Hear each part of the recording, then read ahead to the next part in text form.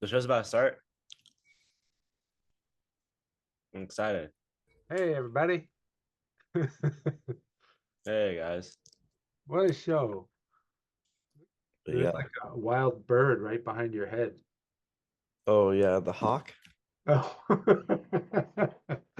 And is that like some kind of hat you wear? That red thing? That Dude, I don't know what it's like a strawberry. oh, I It's, see. it used to be on a plush. It used to be on a plushie. Like I used to put it on the plushie's head. I got this sloth right here. You know, uh, this my yeah. So I got baby Groot. Oh, I am Groot, and I don't know what the other ones are, but that's my main. Those are my main people. Wait, should we yeah. discuss hot takes right now? Okay, what do you got? Um, I think the hardest track and field, like not field event, but just track event Yeah. is the 100. No one's ever said that. I'm the first to say that. It's so technical, right? I mean, you gotta But if have you think everything about it, right. There's no room for error. yeah, that's what I'm saying. There's no room for error. Like, The 800, there's two laps to correct yeah, any small mistakes. I mean, you got all day to figure that out. In and the then 100, 100, you you make one stumble. mistake in the 100, it's over.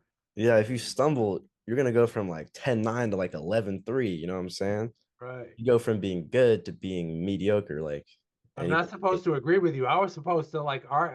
But I liked it so much that I had to join. I had to join in. there's the plus. There's so many people like in other sports that can run the 100. Like there's just so many fast people, so many people running tens. It's like so much more competitive. Oh, No, true. nobody wants to run the 800 or the 800 or something or the 400. So like there's less competition. That's a great point, actually, because yeah, I'm always saying like if you can figure out how to hurdle and you can run, the 400, like 400 hurdles, just not a lot of 400 hurdlers compared to like the 100 or the 200, but or if you can hurdle and do distance and do steeplechase, like there's just not a lot of steeplechasers compared to Mhm. the 100, or ever if you're a distance runner, there's not a lot of steeplechasers compared to like 5K and 1500 athletes, but Yeah, I know. Like I see a lot of posts or people, and like this I'll see their bio or their accolades, and it's like like 4 or 5 time national qualifier, and it's in like the race walk. Like what? odd. All American in the javelin, and only 10 people competed, and I got eighth place. Yeah, race walk. What is the how should I phrase this? What is the lamest track event? Now that we've mentioned race walk. Lamest track event. Yeah, I think we already got it right there. I think Yeah, is the lamest. yeah, you know.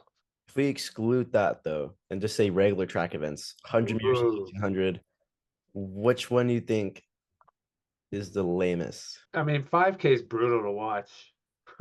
Yeah. Unless you know somebody in there, or Yeah, I'm not watching like a 10-minute long race. it's 12 and a half laps. I mean, it's not 10 minutes long. It's if even the pros are running like 13s, but at our level, it's like 15s, Yeah, it's a 16s, long. 17s, and the women is even longer. That's pretty lame. They're not gonna like. I better never show this to our distance people. Canceling Brock. What about what do you think is the most entertaining event to watch? Mm. I think the 4 and the 8. Eight. I'm You're not just trolling me. You're testing me. You're no, I swear I actually like watching the 4, and I think the 800's underrated.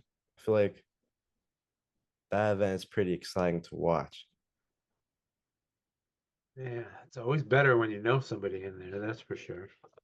Or I think the best event is a 200-meter runner with sickening top end speed. You watch him pass everybody. I think that's really entertaining. Oh, The coming out Joseph of the curve. Bomba activity. Yeah.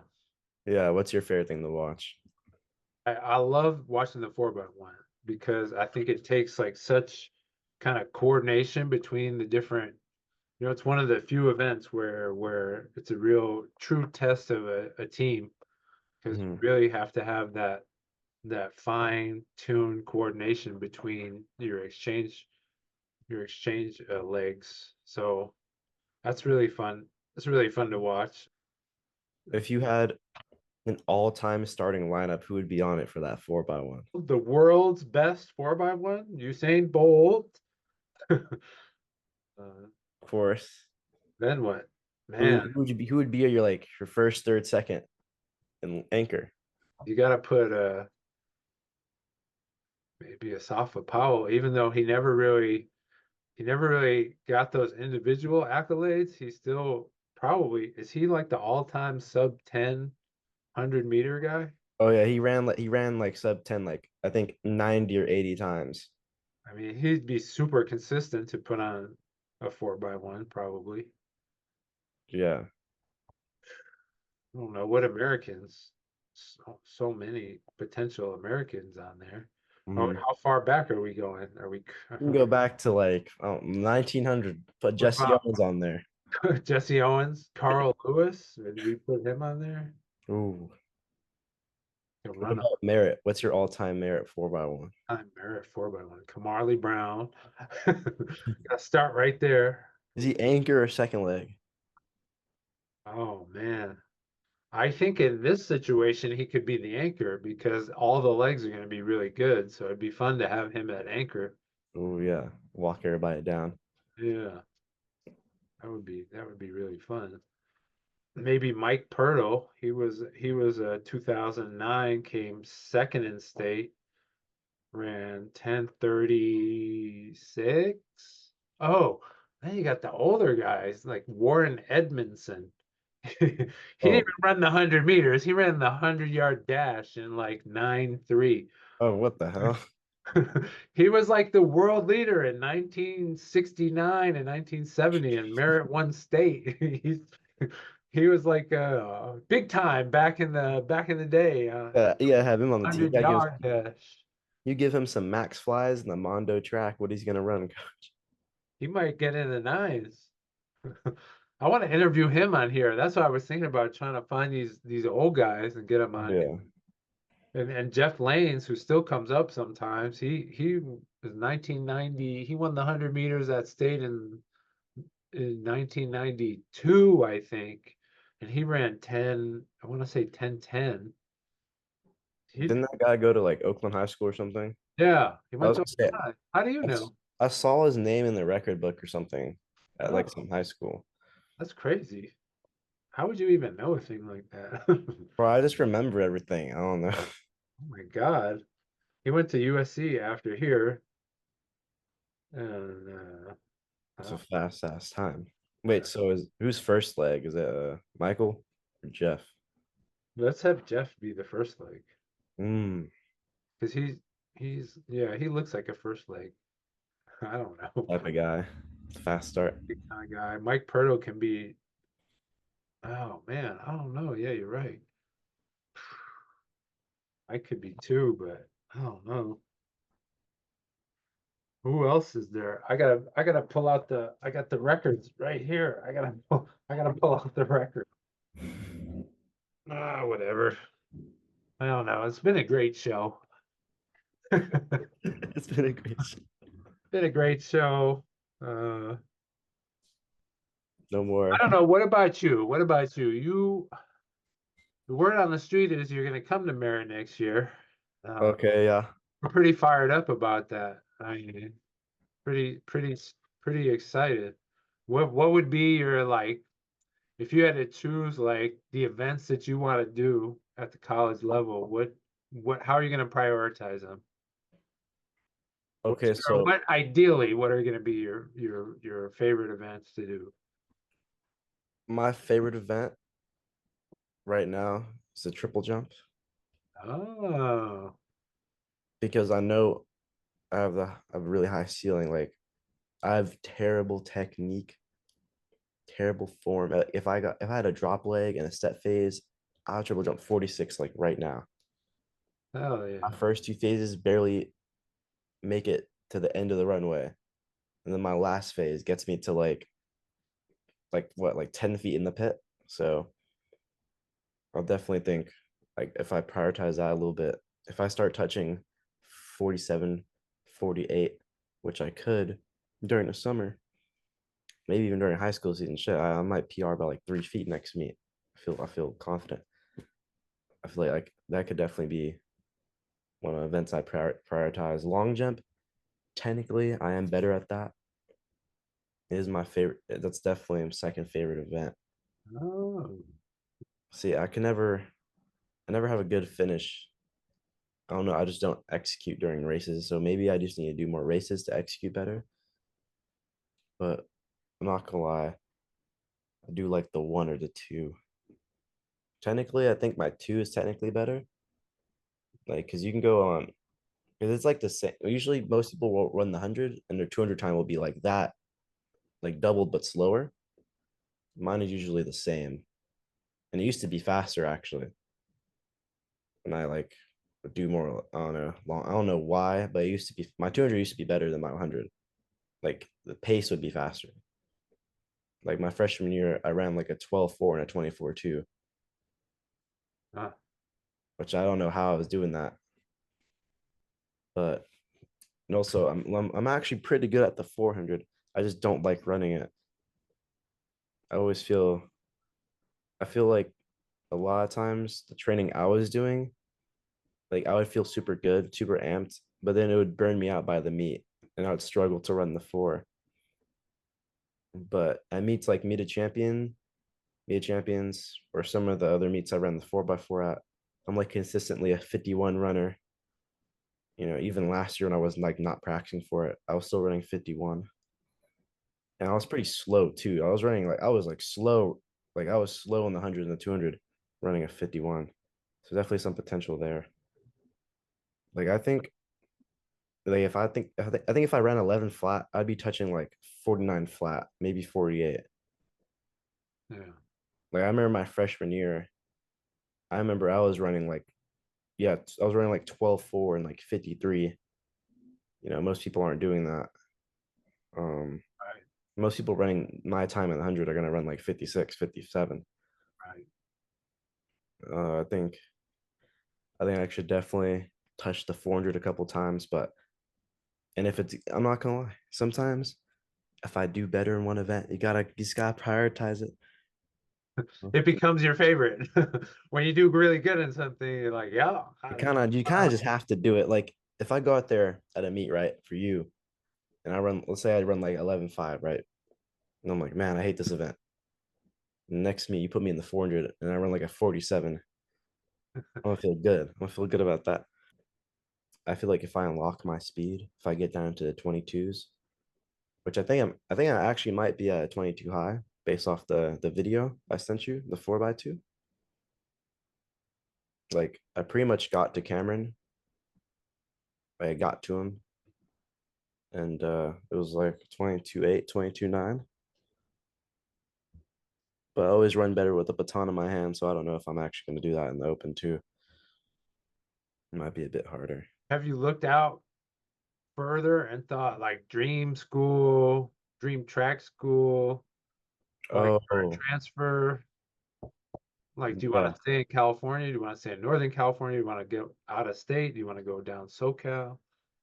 I think I'd actually really want to go to school in California, but there's a lot of programs outside California that really just beat up California track program, unless you're at USC.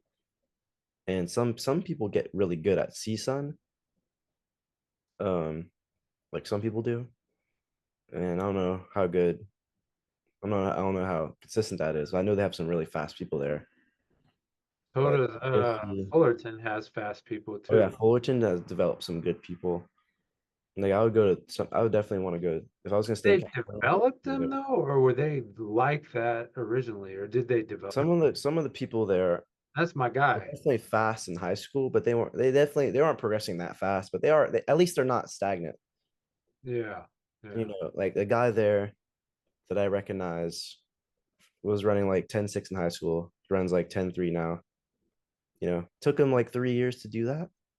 But at least he's not running 10.9 now. That's what UC Berkeley does to you. There's a guy at Cal who graduated already, right?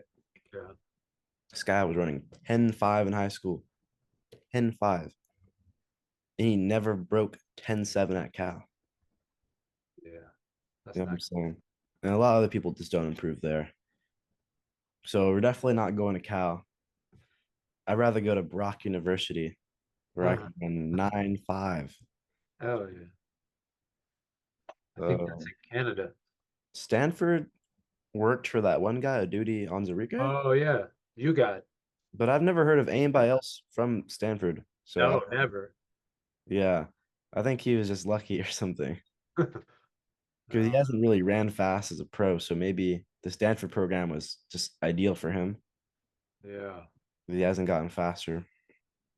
I'd Do you say think UCLA is going to get good with the coaching change? They changed to Joanna Hayes. I don't know. I wonder. UCLA, they could. I feel like I feel like they get solid recruits. I think I think they could be good. They could be, but you have to wait and see. You can't really tell. Who Are else do they? we have? Long Beach. We have who's in California? That's it. That's That's it, coach. it. That's it. USC, UCLA, um, Fullerton, Northridge, Long Beach. And then you got then I don't know what you got. You got I guess Berkeley. Youngstown there. You got Berkeley up here. We have Berkeley and Stanford, and then you got your D2s: Chico, East Bay, Cal State LA. Hmm. Got to be some more. Some private schools beside USC private schools there, but they don't really shine in track. Yeah. Not really. I'd say outside of the state though, I think Texas Tech would turn me into a 60-meter demon. I Woo! might I might run 6.5. I might only run 10.5, but at least I run 6.5 though. That's what they do.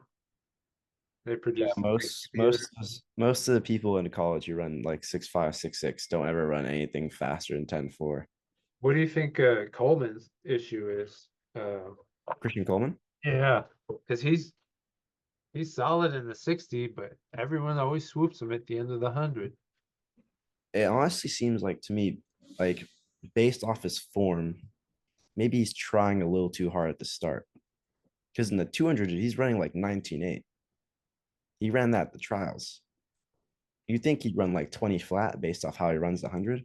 You think he'd be getting walked down? Yeah. He seems so much more relaxed. And he knows he has to stay patient. I feel like maybe he's not as patient in the 100. I feel like he looks like he's swimming. If you look how he runs at 200, yes, he's still getting walked down, but at least he looks relaxed. And he's still running 19.8. You know what I'm saying? 19.9, 19.8. Which for someone that short who gets out that fast, you never think he'd run that fast. Yeah, I definitely think he maybe, gets out a little too fast, rushes his dry phase, maybe. I don't know. Maybe he's trying too hard late in the race too. Like, Oh like yeah, doing both. once he gets his max acceleration, he doesn't have to try to attack the track for power anymore. He just has to like be really Mm. quick. Maybe that's what maybe he's trying to do too much late in the race. What do you think Instead about Aaron Mayen? Oh, I like him. I was kind of rooting for him, especially when Noah Lyles taunted him a couple years back. I was like, man, I hope he gets back because he was really like he didn't talk shit about that or get pissed off. Maybe he should have. Probably should have. I was gonna say, what's funny about that race too? He only won it by 3 milliseconds. So imagine if he did that and Area 9 leaned better and won. Um, Like he really barely won, honestly. I don't even think he won the race at first. See, I was I saying, like Arian Knight though. He's got the long limbs and but I don't know. He's what do you what do you think about the track prodigies that fall off? How do you think that happens? Somebody who runs like 10-9 at like 14 years old and they run 10-8 at like 17. right. Does that ever happen? Do you know any like how do you think that happens? Yeah. Do you Yeah. think it's the coach or the person? Maybe like both.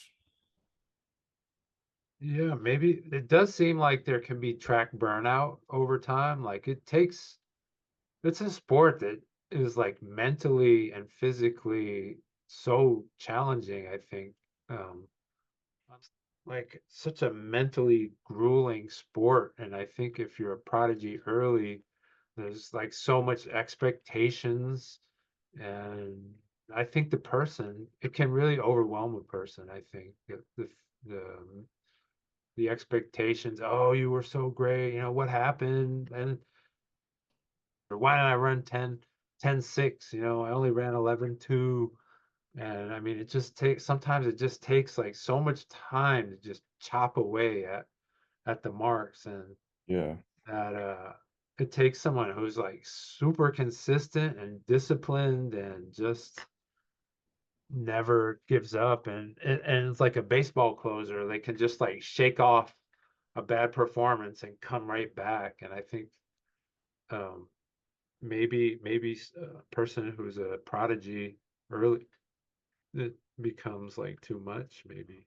Or What it do you could think? be the coaches. Like, look at what they Yeah. did to Matthew Bowling. Like, Oh yeah, they ran him great into in the high ground. school. Yeah, they beat the hell out of him.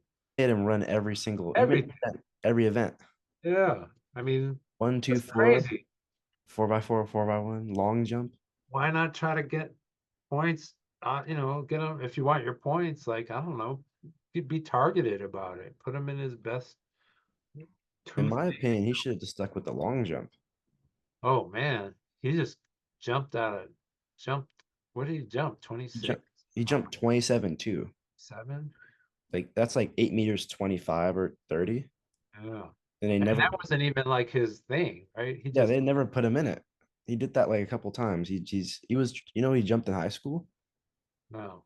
26-3. Yeah, that's what I remember. I So don't I'm thinking like this guy is running like 45 mid in the 400, and this guy could be long jumping 27 feet. Like just put him in the long jump. Fuck it, put him in the 100 too at that point. yeah. I never like he's still just struggling in the 400. I mean, Carl Lewis went from the long jump to the 100 and had a lot of success. Those two events kind of could be very complementary to each other, I guess you would say. Yeah, I was gonna say I think he should come back to the long jump. And I feel like and also I feel like he's also one of those prodigies that are like under a lot of pressure. Every time I go on TikTok or something, people are like, "What happened to Matthew Bowling? Oh God. What happened to that guy?" Those are the two words that I always say in track and field, the two most hated words in track and field. What happened? I hate when anybody says that to me or to any of the athletes that I know. It's just like, damn, I hate that. Yeah, it's That like just usually means something didn't go well, and then you got to answer for it. It's you don't just, want to. If you didn't things didn't go well, you don't want to answer. Like yeah, you don't want to answer it. I mean, what's the best answer to that question? um, make an excuse. Oh, well, usually, yeah, that would be like, man, my coach made me, the meet was today. Yesterday, we ran like all out 400s. That's a valid excuse. It But makes sense. I don't know the what happened. It's just like, God. How do you feel about track inflation? Ever heard What? about that? Oh, what is that? Making up marks that are a little better than what you actually do? No, like how people are just running way faster all of a sudden. Oh, yeah. Where do you think that's coming from? Like people are just randomly running crazy times. I mean, we're just in this like information bubble now that's like superior. Like it's just becoming like more and more superior to anything that we've ever had. So there's like way more people that have access to expertise, and it makes coaches a little, I guess, our field can be overtaken by chat gpt or some AI module or something. But I mean, I mean, really, on YouTube you can watch other coaches, you any information you want about how to run the 100. Some of it's crap, but Yeah, some of it's bad. so you gotta have some kind of knowledge base at least to go out there and try to apply some stuff that makes sense, and then discard all the garbage. But Mm. I think there's just more. Even coaches know more. Coaches, like I'm going on there all the time. I'm watching all kind of stuff on YouTube, on Instagram, even on TikTok. Not as much TikTok. Probably YouTube and Yeah, not too. not TikTok. TikTok is just doom scroll. Yeah, people just be trolling on TikTok. Yeah, just I'm just spending way too much time on there. But yeah, I mean, it's great information for coaches. I'm always going on there. I'm like, oh, let me try that. Yeah, I remember when I was in like middle school, like pre 2020, I just you just search up how to get faster, this and that, right? And it'd be some shit like 400-meter repeats, stupid shit. And now you go on TikTok and people are like, you need to do flying thirties, you need to have low heel recovery, you need to have optimal recovery. I'm like, Jesus, people are like serious now. Everybody knows Yeah, about all the, you know, right, the main stuff. right. Like you'll go on, like I remember, like you'll go on TikTok and people will actually hate on people that do like 400-meter repeats. Like you post some shit like that, people in your reading comments hating, like, dude, you have no idea what you're talking about. Huh, People are getting a lot smarter. yeah. Doesn't it seem like there's less triple jumpers overall? Like it's just like an event that people are just like, it's too many jumps, too much compressions. I'm just gonna stick to whatever. Yeah, Long. maybe the 100 is maybe those sprinter events are more popular, but I Yeah. feel like inflation is not there for the jumps though. Mm, Just kind of weird. Like you look at the NCS, you can look at the history of all the records, and all the records are from like the 90s or the 2000s. People triple jump on 50 feet, 51, win aided 53. Like the marks are crazy. And I'm like, nobody's even touching that. Like to go to state and NCS, you triple jump like a 43.11 or like a 44. Back then, like back then you got triple jump like 47 at NCS just to get like third or fourth. So it's like, I don't know. It's just for like the sprint events. So sprint events are way, way harder. Do you think the times that are being ran now, like, or do you think they're suspicious in any way? Do you think people are just out here popping steroids in high school? I don't know. That sucks that we have to even question it. People go, I'll see like, that one freshman from Texas running like 10-0. People are like, that kid's on something. Really. It does look kind of old. I'm not gonna. Nobody knows. I don't know. It's tough. It's tough to do those accusations. I mean, Oh, did you hear about the Montverde coach? Oh, you remember Osama Singa, the high schooler running 9.8? yeah. How long ago? That was 2023. Okay. Yeah, his coach actually got caught giving multiple athletes on his team like supplements because he had like girls running 52 in the four. Illegal supplements? Like, Legal, yeah, like steroids. oh, and what at what Yeah, level? high school. Oh my God. 'Cause he had a dude running 9.8. That was the high school national record before he got caught. Wow. And then he had He a had girl high running. schoolers. He was giving high schoolers steroids. Not that it's any worse than at college, but that's The just, big thing geez. was that it's the same supplement that he got caught with when he was a pro athlete. Oh wow. The exact same thing. He It's does like, not care. yeah, he was like, if this is how I became a pro, guys, let me give you the same shit. Jeez. Because this guy had a 9.8 runner, 11.1 runner, a 52. The 11.1 girl was a girl, the 52 was a girl. Yeah, the whole That's team. not even. It's not even smart. Like, what would you be thinking to do? Like, Because I was gonna say, like, What for? What's the point? Jesus, this is crazy. Yeah, it is outrageous. I feel like it also like you also don't reach your full potential. It like cuts you short. There's Yeah, also that. it's yeah, it's not good. But yeah, Dangerous. I feel like We're ruining this show for all other shows. We're covering too much ground. too there's a lot to discuss though once we get more people on here.